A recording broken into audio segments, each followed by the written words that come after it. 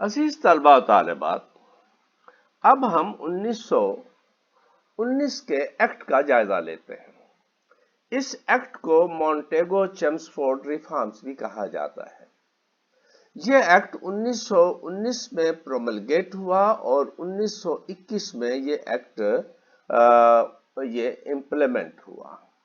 اس act کو پاکستان اور ہندوستان کی تاریخ میں بہت اہمیت حاصل ہے۔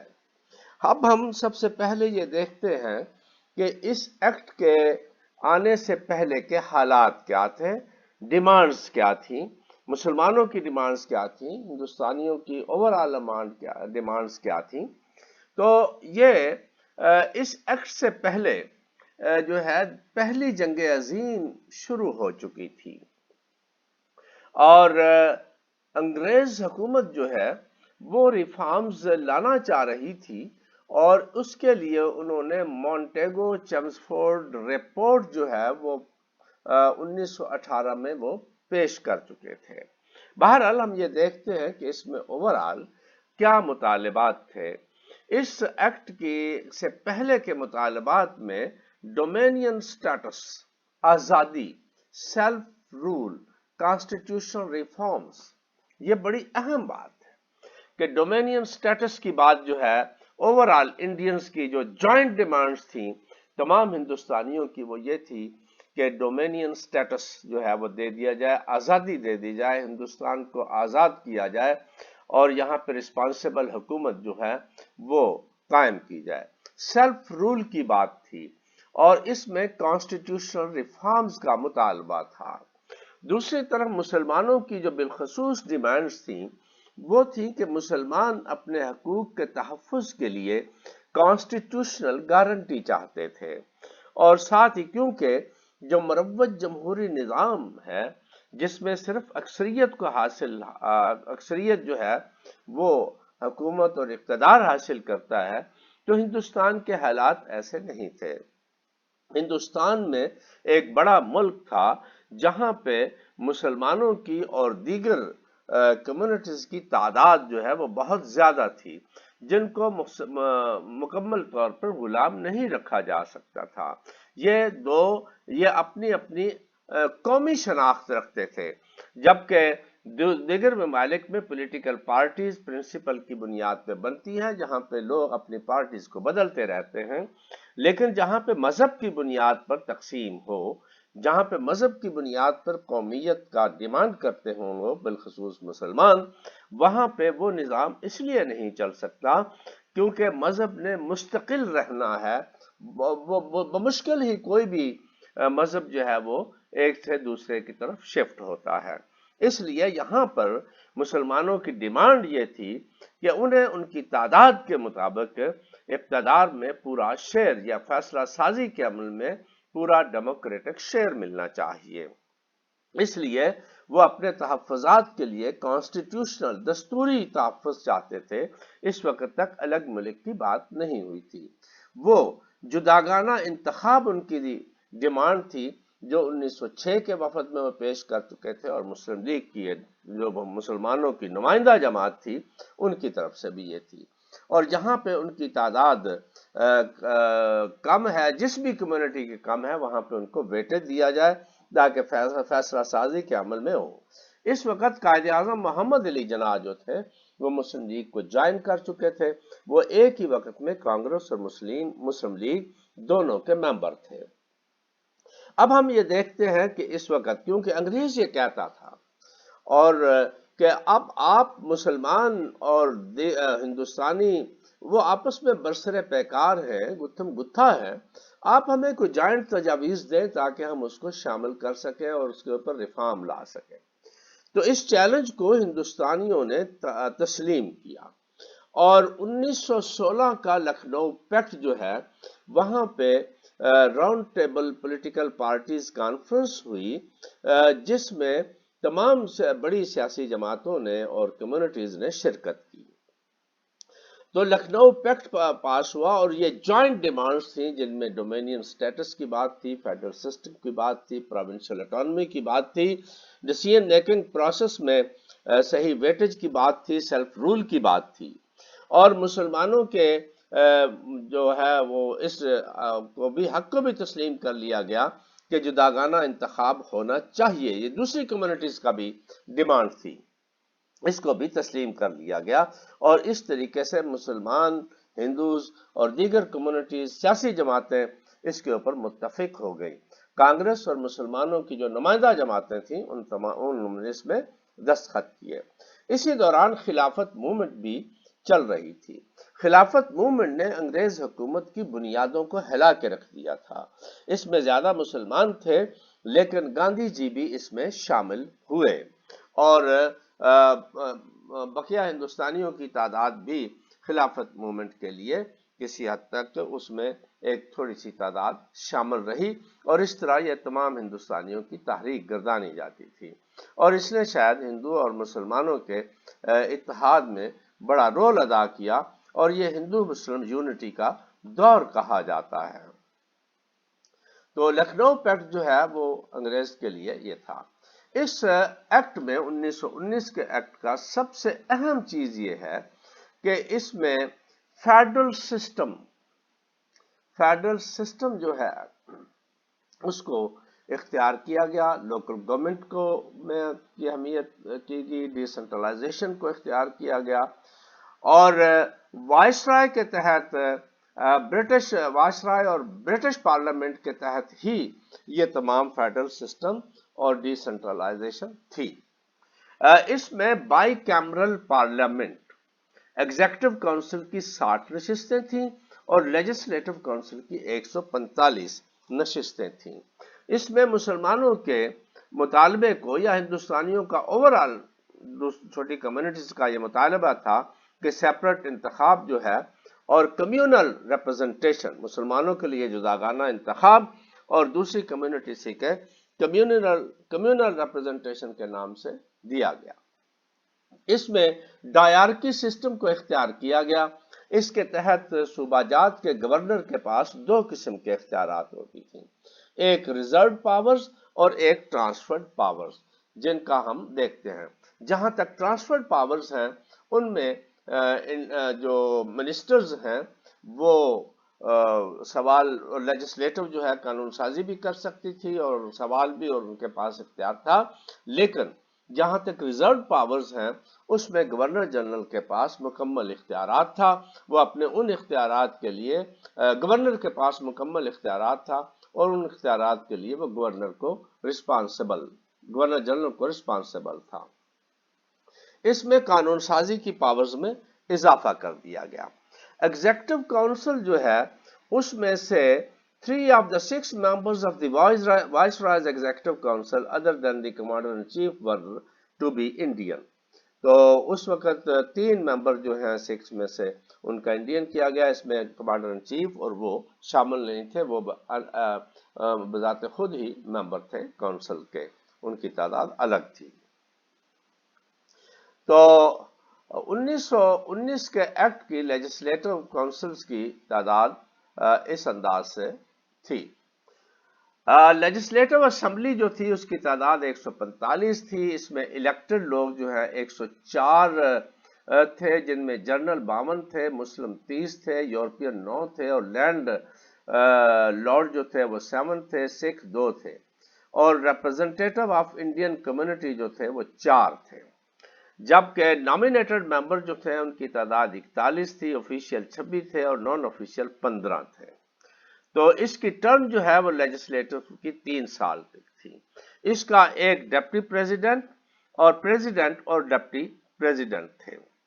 لوور ہاؤس کے پریزیڈنٹ اور ڈپٹی پریزیڈنٹ تھے.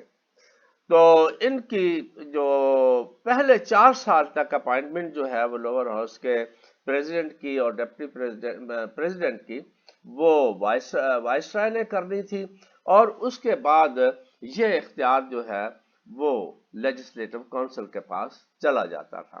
اس طریقے سے تقریباً 2 جو ہیں وہ گورنر جنرل کے پاس اختیار تھا. اس کے بعد the governor general was directly responsible to the secretary of state and the parliament. یہ زبردست. آپ دیکھیے کہ اس میں وہ اس لیجسلیٹو کونسل کو یا انڈین کونسل کو رسپانسبل نہیں تھا گورنر جنرل، बल्कि वाइसराय इज वाइसराय, वो ब्रिटिश पार्लियामेंट को या सेक्रेटरी ऑफ स्टेट को रिस्पॉन्सिबल था अपने तमाम अमूर के मामले में। और प्रोविंशियल असेंबलीज जो हैं, फेडरल असेंबली जो है इसको प्रोविंशियल असेंबली ही इलेक्ट करती थी। तो 1919 के एक्ट की मजीद चीजें हम देखते हैं कि इसमें काउंसिल ऑफ स्टेट जो है उसकी कंपोजिशन क्या थी। काउंसिल ऑफ स्टेट जो है वो 60 मेंबरान पर मुश्तमिल थी।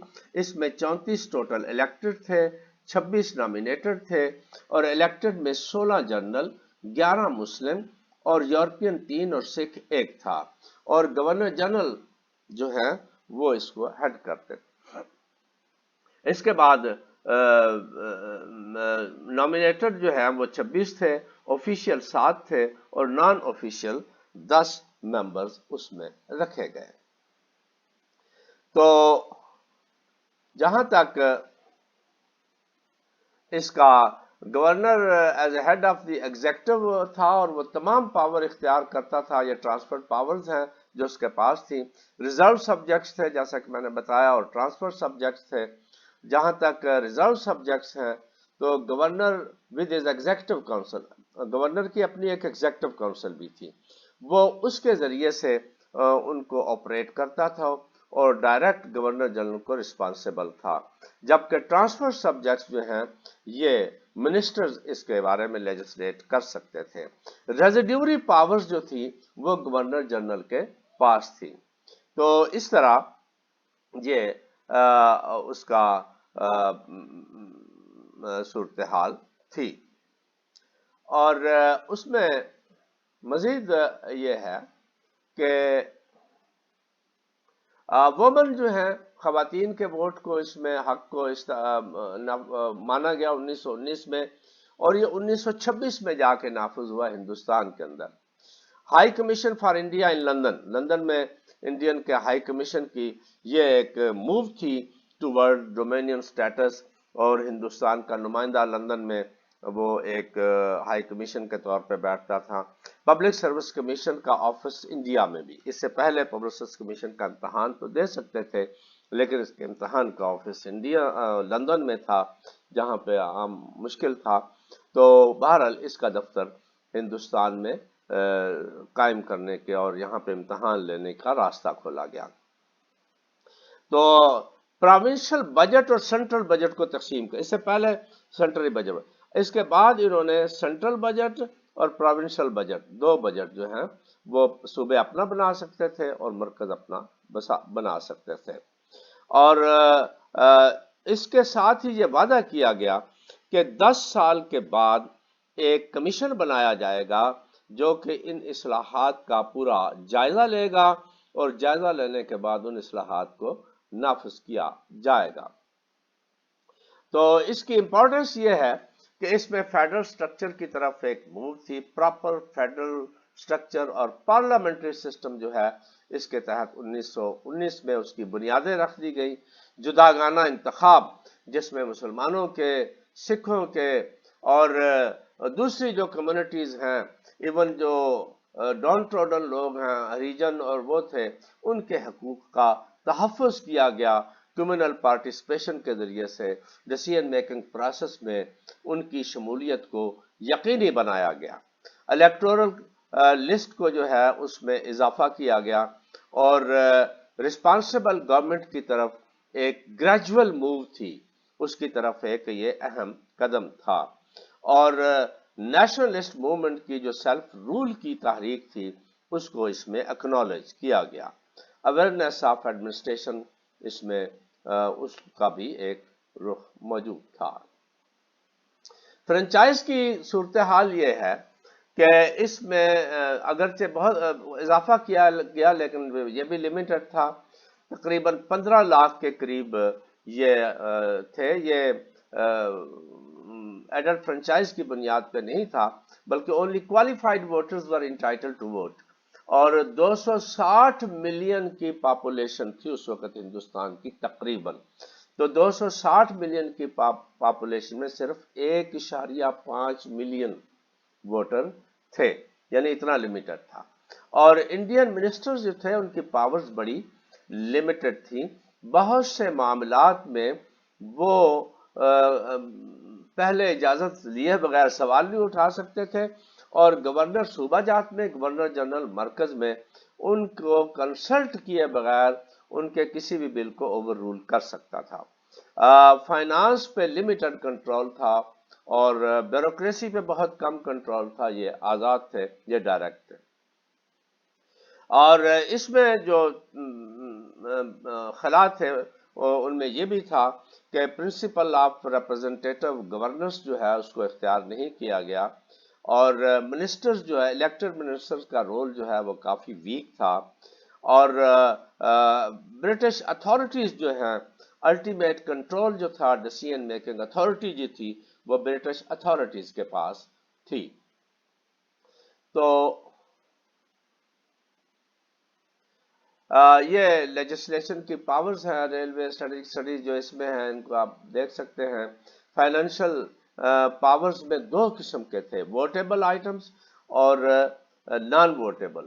جو ووٹیبل آئٹمز تھے وہ صرف بجٹ کا 1/3 ہی کور کرتے تھے، جن پہ ووٹ لیا جائے، اگرچہ اس کے ووٹ کا بھی پابند نہیں ہوتا تھا، لیکن فائنانس میں مکمل اختیار جو تھا وہ گورنمنٹ کو ہی حاصل تھا، برٹش اتھارٹیز کو حاصل تھا. گورنر جنرل اور لیجسلیچر کے جو اختیارات ہیں ان میں گورنر جنرل صاحب جو ہیں وہ پرائر پرمیشن کے بغیر کئی بل ایسے تھے وہ ہو نہیں سکتے تھے، جبکہ گورنر جنرل جو ہے ایمرجنسی میں آرڈیننس جاری کر سکتا تھا. اس آرڈیننس کی 120 دن مدت ہوتی تھی، یا اس کو پھر اسمبلی جو ہے، لیجسلیٹر جو ہے وہ اس کو ختم کر دے. تو اس طرح وائسرائے جو ہے وہ کسی بھی بل کو جس کو چاہے وہ ویٹو کر سکتا تھا. تو اس میں الیکٹروٹ جیسا کہ ہم نے بتایا کہ اس کی بڑی لمیٹڈ ایکسٹینشن تھی. تو یہ 1919 کا ایکٹ تھا. بہرحال یہ فیڈرل گورنمنٹ کی طرف اور پارلیمنٹری گورنمنٹ کی طرف اور سیلف رول کی طرف ایک قدم کہا جا سکتا ہے. Thank you very much.